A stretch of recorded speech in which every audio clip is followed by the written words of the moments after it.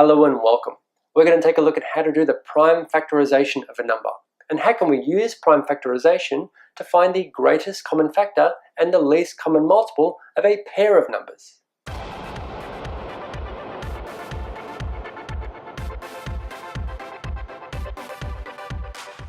Yes, we spelt factorization with an S. Do not be alarmed. We are Australians. As usual, into an example. For the following pair of numbers, we're going to do three things.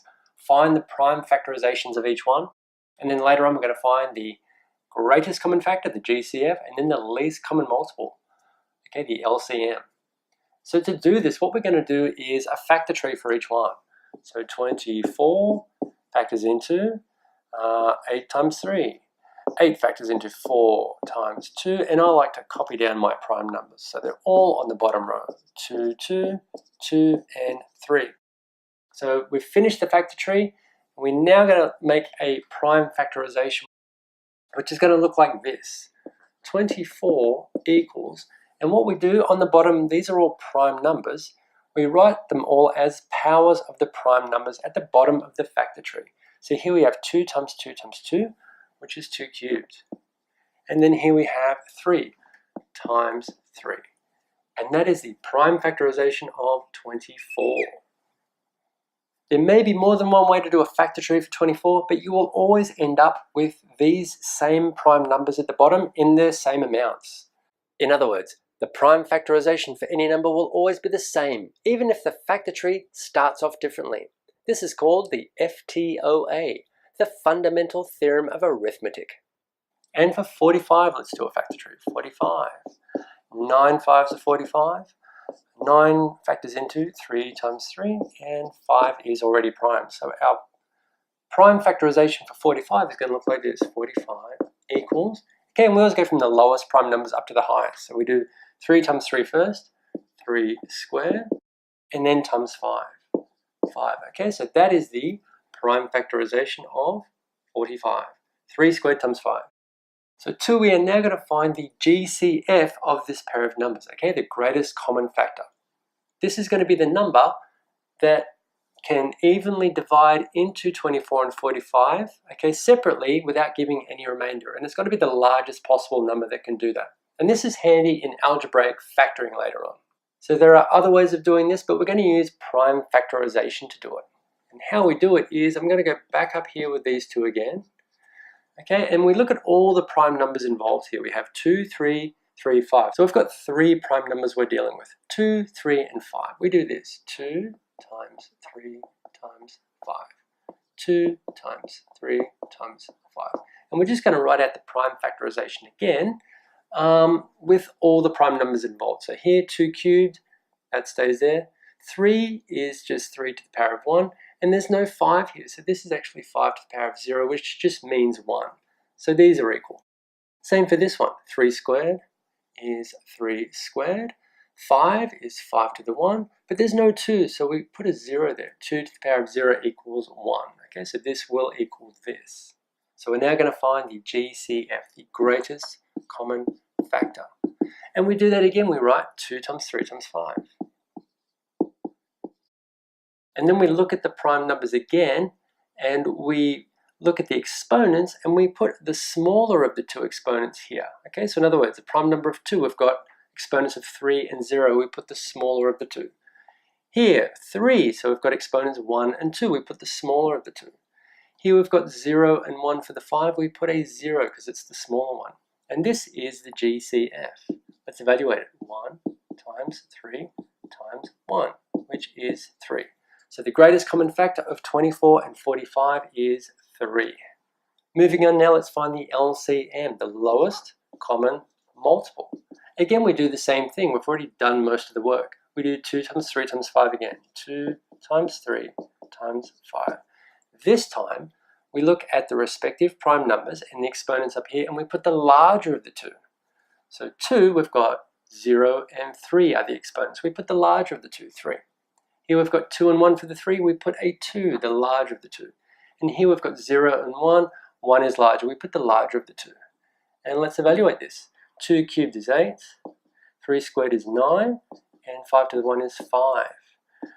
8 times 9 is 72 times 5. What's that? Well, I know that 72 times 10 is 720. This is going to be a half of that, 360. So our least common multiple of 24 and 45 is going to be 360. This comes in handy when we're adding or subtracting fractions. To add or subtract fractions, we need to find the lowest common denominator, right? The lowest common denominator is the same as the least common multiple of the two denominators. Same thing. So just summing up, the largest possible number that can divide into 24 and 45 without leaving a remainder is 3. And the smallest possible number that these two can divide into separately is 360. In other words, 360 divided by 24 gives a whole number with no remainder. Same with 360 divided by 45, no remainder. And this is the weird thing. The greatest common factor, we look at the exponents and we write the smaller of the two. The greatest, we write the smaller of the exponents. And here, the lowest common multiple, we write the greater of the two exponents. Lowest and the greatest. Kind of weird, isn't it? Why does everything have to be backwards? Let's do another example B, okay? Just maybe using slightly bigger numbers, just to make sure we're on the right track here. So first, the prime factorization for each one. All right, so we've got 90 and 135 this time. 90, factor tree, here we go. 9 times 10 is 90. 3 times 3 is 9, and 10 is 2 times 5. Okay, so the prime factorization of 90 is going to be, what do we have? We've got 2, 3, and 5. We've got a single 2. We have 2 3s, so it's going to be 3 squared. And we have a single 5. Okay, so there is our prime factorization of 90. 2 times 3 squared times 5. 135, it's your turn. 135. Ooh, well, I know 135 is divisible by 5 because it has a 5 on the end. 1, 3, 5. 5 into 13 goes twice, remainder 3. 5 7s are 35, so 27 times 5. 5. 3 times 9 is 27, so we've got 5, 3. 3 times 3 is 9. There we go.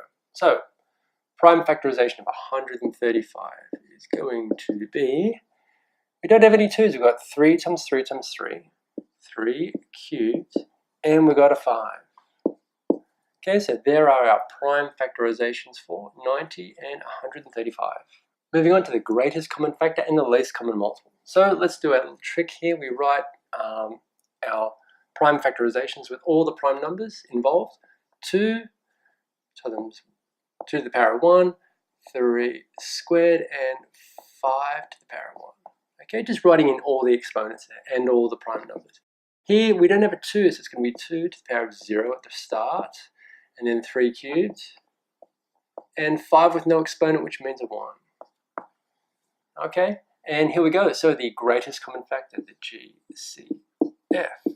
Look at all the prime numbers. We've got 2, 3, 5. 2, 3, 5.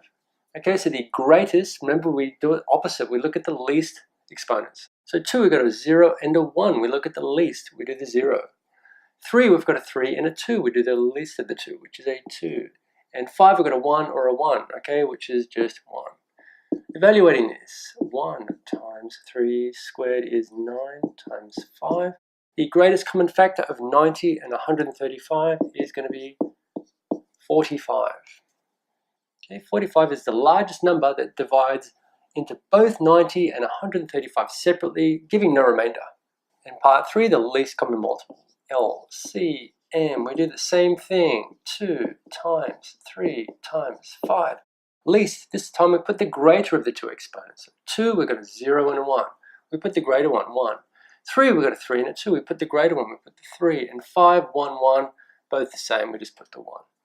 Evaluating this, 2 times 3 cubed, 3 3s are 9, 9 3s are 27. Make sure you don't mess that up.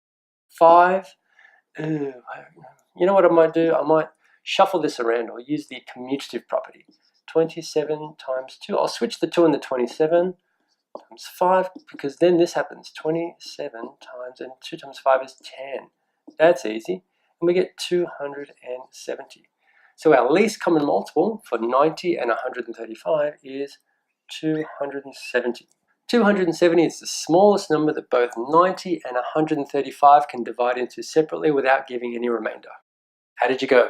Like I mentioned, there are other ways to find the greatest common factor and the least common multiple, but this is an official mathematical way. Hope you got there now because it's your turn. Please try example 2. So you have two sets of numbers to do all that to. A, 18 and 20. Okay, can you do the prime factorizations and find the GCF and LCM? And also for B here, 24 and 150. The numbers are slightly larger. Could be a bit more of a challenge. Remember to do it manually on paper. That's the key to success. Please share your answers in the comments section. And as always, thanks for watching.